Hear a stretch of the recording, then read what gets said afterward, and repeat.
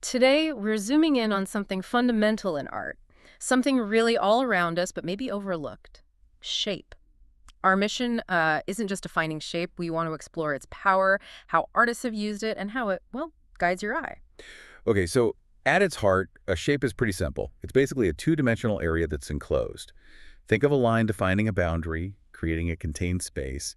Color or texture can do it too. It's how we visually organize things. So it's not just the line itself, but the area it creates, the space inside. Exactly. The contained space, it's the next logical step after understanding line when you're looking at how compositions are built. Mm. It tells your eye where to go, how to sort of interpret what you're seeing. Right. And when we talk shapes, we tend to put them in boxes, don't we? What are the main types we should think about? And, like, what feeling do they give off? Yeah, we usually split them into two main camps. Geometric and organic. Geometric shapes are the ones you know from math class: squares, circles, triangles. They're precise, predictable. Artists use them for a sense of order, maybe stability, sometimes even a kind of starkness. Okay. Structured. And the other kind? Organic. Organic shapes, yeah. They're more irregular, often curvy, fluid. Think things in nature: a leaf, a cloud, a person's outline.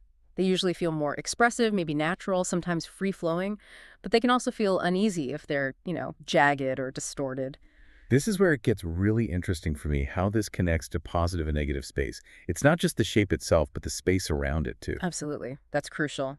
Positive space is, well, the main subject, the focus. Negative space is the area surrounding it, the background, often ignored. But here's the fascinating part. Your perception can actually flip, right? Sometimes the negative space becomes the shape you notice. Ah, like that classic vase faces illusion. Exactly like that. It shows how artists can totally play with your focus, even change the meaning depending on what you see as the subject. It's a core idea in perception. Okay, so artists have these tools: geometric, organic shapes, positive and negative space.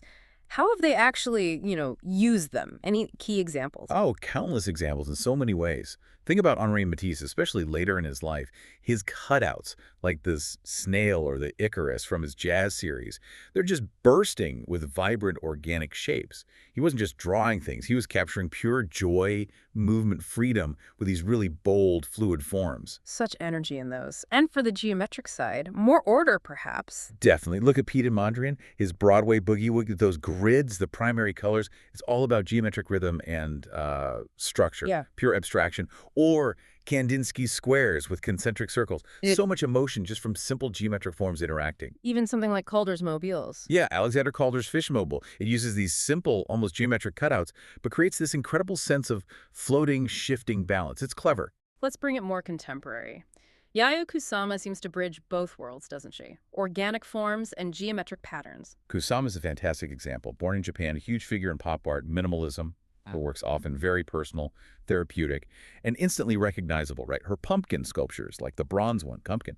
She takes this very organic, bumpy, natural form, the pumpkin, and covers it entirely in these precise geometric polka dots. It's almost hypnotic. It is. The rigid dots somehow emphasize the pumpkin's curves, while also creating this other layer, this pattern that feels infinite. She actually said something like, "Our Earth is only one polka dot among a million stars. Polka dots are a way to infinity." Wow. Using a simple shape to talk about the cosmos, that brings up a practical question maybe for people learning art. We talk 2D shapes, 3D forms.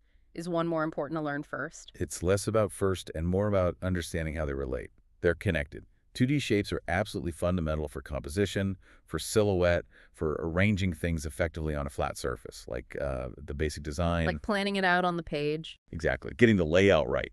But then understanding 3D form volume, mass, how things take up space that's key for realism, for depth, for light and shadow. You need both. I mean, ultimately, artists represent 3D things using 2D shapes on paper or canvas.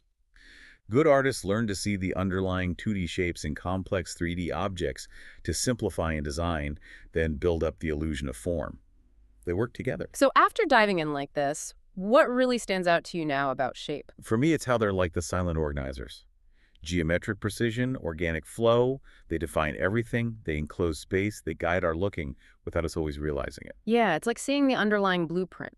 Understanding how artists use these simple elements really unlocks a deeper appreciation for, well, the intention behind the work, doesn't it? It really does. It helps you see the structure beneath the surface. So, for you listening, the next time you look at any visual art, a painting, a photo, even just objects in a room, try this. Don't just name the shapes, try to feel them.